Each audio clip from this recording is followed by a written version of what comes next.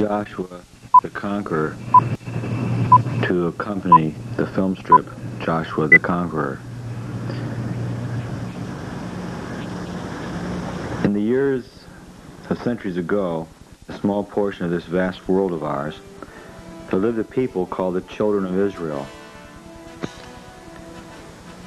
From them came certain men and women through whom God revealed himself to all mankind. One of these was Joshua the Conqueror. After Moses died, Joshua became God's new leader of the Israelite people. One day God spoke to Joshua, "My servant Moses is dead. Arise, cross the Jordan River, you and all the people of Israel, into the land which I am giving them. Do not be afraid and terrified, for the Lord your God will be with you wherever you go." Before crossing the river, Joshua needed to know more about the new land, so he chose 2 of his men to scout the city of Jericho and bring back information that would help them conquer it. Find out how strong the city is, the size of its walls, and the number of its soldiers, for we must take Jericho before we can go any further into the land of Canaan. When Joshua's spies came to Jericho, they went to the home of a woman named Rahab. She hid them on the roof.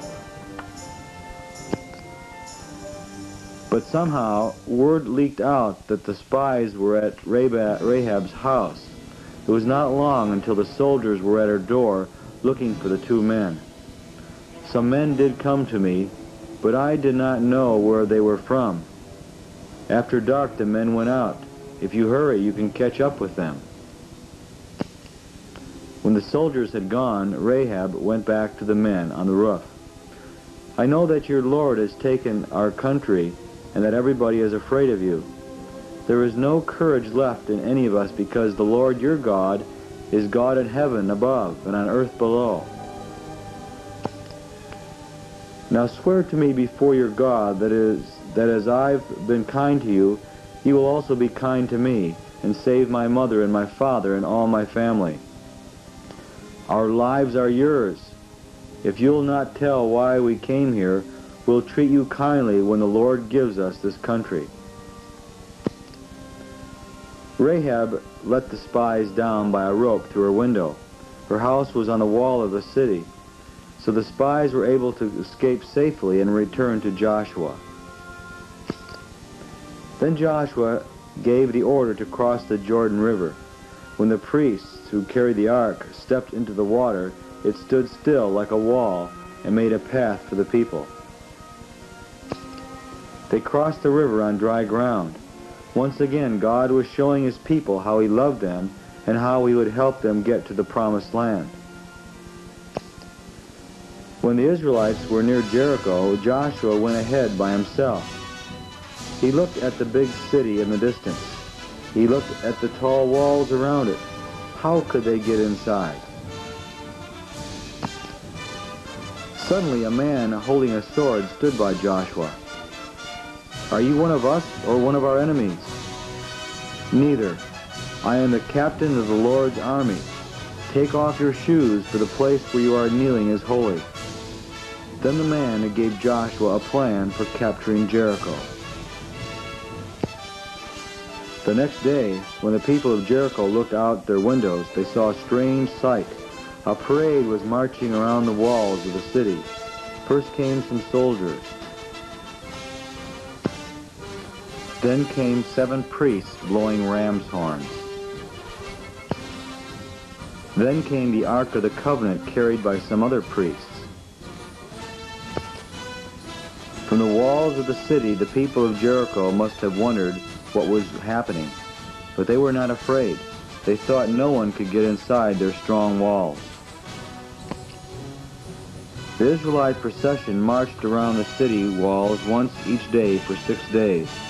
Then on the 7th day, they marched around 7 times. The 7th time around the city, the priests blew their horns, and Joshua yelled to the people, "Shout, because the Lord has given you the city. Everything that is in the city belongs to the Lord."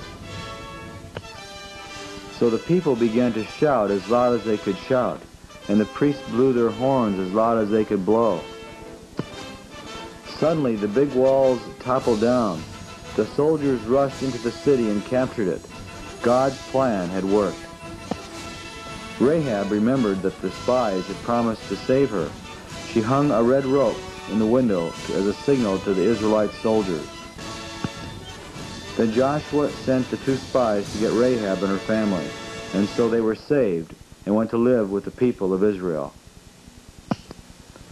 The soldiers got all the silver, gold, copper, and iron and brought it out of the city. It was to be set aside for the Lord. No one was to keep anything for himself. But a greedy man named Achan took some of the things for himself and buried them inside his tent. Because Achan had stolen what belonged to God, the people of Israel lost their next battle. The soldiers could not understand it. What had happened? They were very discouraged.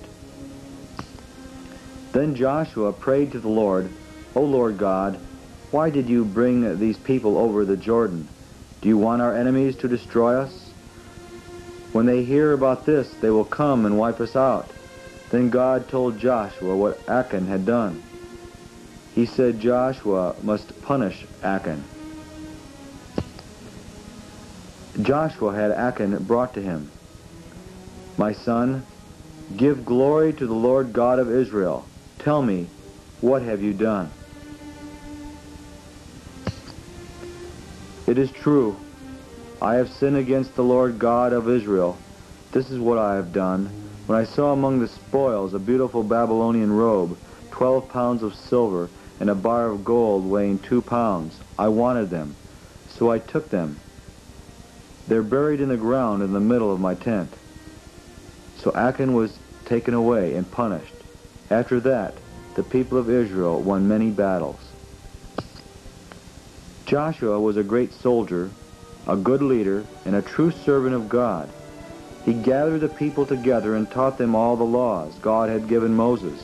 He reminded them how God had taken care of them and how he had helped them find a new home in the promised land.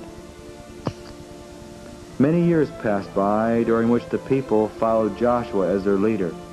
Then when Joshua was old, he called the people of Israel together for one last talk with them. He asked them to promise once more to remain true to the Lord, their God. He told them that if they did not obey God, they would lose the good land and homes God had given them. And finally, he left them with a message he hoped they would remember all their lives.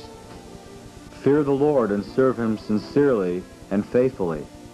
Put away the idols which your ancestors served and serve the Lord. And if you will not serve the Lord, then choose this day whom you will serve. But as for me and my house, we will serve the Lord. Here ends the film, Joshua the Conqueror. Please rewind this tape to the very beginning.